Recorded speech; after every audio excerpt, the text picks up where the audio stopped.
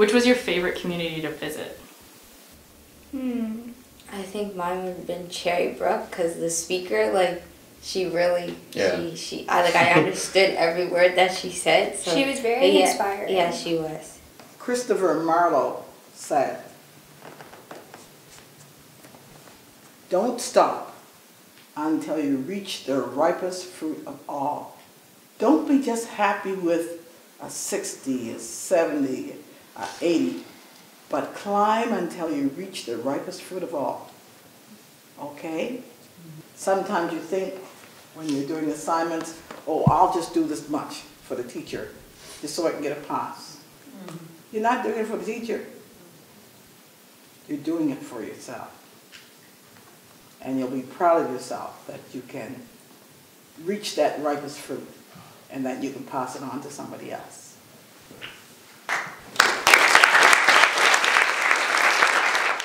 They wanted to listen because, you know, whether you're who you are or where you're from, you know, they all have that same feeling of entering high school, and we all did before we entered high school. You want to know the answers, you want to know, you know, how to deal with the situations, and I feel like we taught them that they should be ready, that they're ready for it. After the talks we had, that I feel like they thought they were ready. Favorite thing about high school? Pretty much, the thing that I love is just like all of the events that go on. I just find them, like personally, I find it really fun. Like we had like a mascot showdown. It was like a big event, and we had like all the mascots from different high schools, and they had like a whole bunch of challenges. It was awesome. And just like going to the school spirit. The school spirit's awesome. You go, like the school colors are everywhere, and people are rocking like the jerseys and everything. It's yeah, so people are way more into like school spirit. So you're like, I don't know, like we have swag day. So it's where you wear all of like your, like for Auburn, you wear all of your Auburn clothes. So it's pretty awesome. Like people really do have a lot of school spirit. So it rubs off on you. So it makes going to school a lot funner. And even just like watching some of the sports games, or like the basketball team and stuff like that, or the hockey team, like it's fun to go watch those. You want to be part of something in school.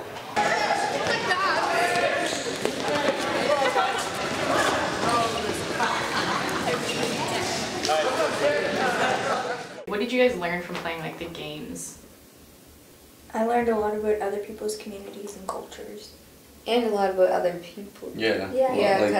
Cause like the whole time, like it was like, what stereotypes have you heard? So like you got to hear other people's other sides of their stories and stuff, and then we all sat down and talked about it, and it was like, well, I heard this, and then, oh, well, it's not true, so.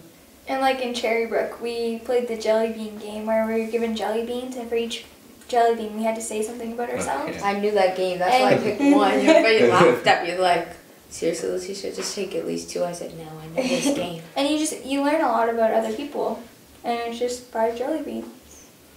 My most favorite was the game when we played what's that line game? When you had to like jump over people? Yeah, like they named all kinds of stereotypes. They were like stand on the line if you ever like judge somebody because of their color and stuff, and everybody we kind of looked around for like, okay, let's see who's gonna go up there first, and then we all went up on the line. I really liked that game. Yeah, you learn a lot about a person in a game like that. I feel like the one that was most touching, and the thing that was most effective was when we played Step Up to the Line. You know, it's like you realize that there are people out there with your same issue, with the same problem, and with when we, you know, broke off into our little groups, I found that it's a lot easier to talk to other people. It's a lot easier to have those personal and conversations that, you know, you'd only have with like someone personal, you know. Yeah. That's what I found about that. And everyone in my group really enjoyed playing that game and seeing like how everyone basically has the same type of problems as them. Is the name of the man who set up 11 Baptist churches across Nova Scotia, including the church in North Preston? I didn't get the Hey, right here. Oh. Oh my gosh!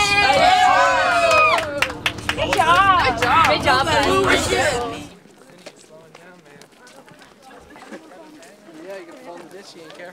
So what other stereotypes have you guys heard about other communities? A lot of violence in other communities. Yeah. Like, mostly bad things, not the good things. Because like on the news, you only see the bad things. Like, oh, there's been a stabbing in Eastern Preston. There's been like a shooting in Preston. Like, you only see the bad things. There's never any good news like the global tours. Just because it's a black community doesn't mean that it's bad, and like people tend to stereotype people from the community, and it's just as normal as any other community. This community is a great community. This community is faced with struggles like any other community, and I think it's important that we understand that. This community went through some struggles, you know, from the time it was actually founded to today, and we're still facing struggles. But every community faces struggles. It's how we deal with struggles. And I think we're dealing with situations in a positive light. Be it like today, for example, global tours. It's an awesome opportunity to bring people within, outside the HRM area, into the community to show that we are human. You know, we are doing the same thing you guys are doing. You know, we coach basketball. We run an after-school program. You know, we have professional people within our community. It's very, very important. And I'm glad that this tour is here today.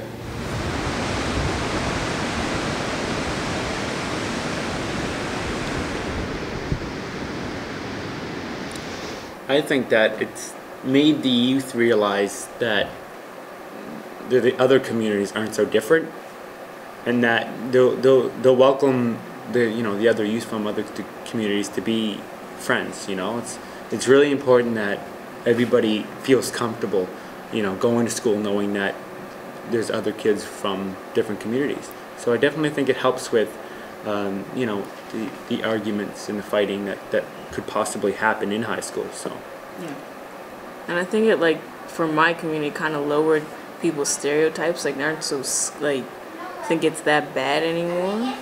Like, and seeing people from there and talking to them. I got to see people from the other communities, and now I'm not scared to go because I've seen these people, I've seen them in their communities and the way they've acted. And you know them now, so Yeah. you're not like, oh, I'm not going to know anybody because they're going to the same school. So you'll be like, oh, you were at Global Tour, blah, blah, blah. Yeah, so and you can meet know, their friends. Yeah, meet their and friends, and then you get know to way friends. more people. Yeah. what I enjoyed most about the program was having the kids come together, you know, learn about the different communities. You know, instead of going into high school and thinking, oh, well, he's from Eastern Passage, I have to hate him. Yeah. That's what I enjoyed most about it. You know, the kids, they get to know other kids, they get to mingle, they get to learn about the different communities. It helps, it really does. Yeah, and I enjoyed seeing, like, the different communities come together, like the different kids, like, come together and, like, be able to talk to each other and actually get along.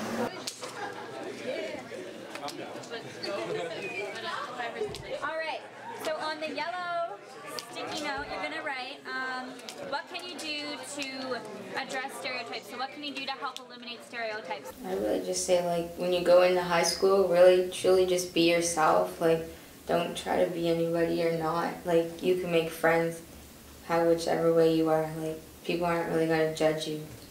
And I think they should continue the program. Yeah, because it really helps a lot. Like, you learn so much from going into it. Yeah, because I honestly was pretty scared to go to high school, and now I kind of have butterflies because it's a new school, but I'm not scared anymore. We can all get along.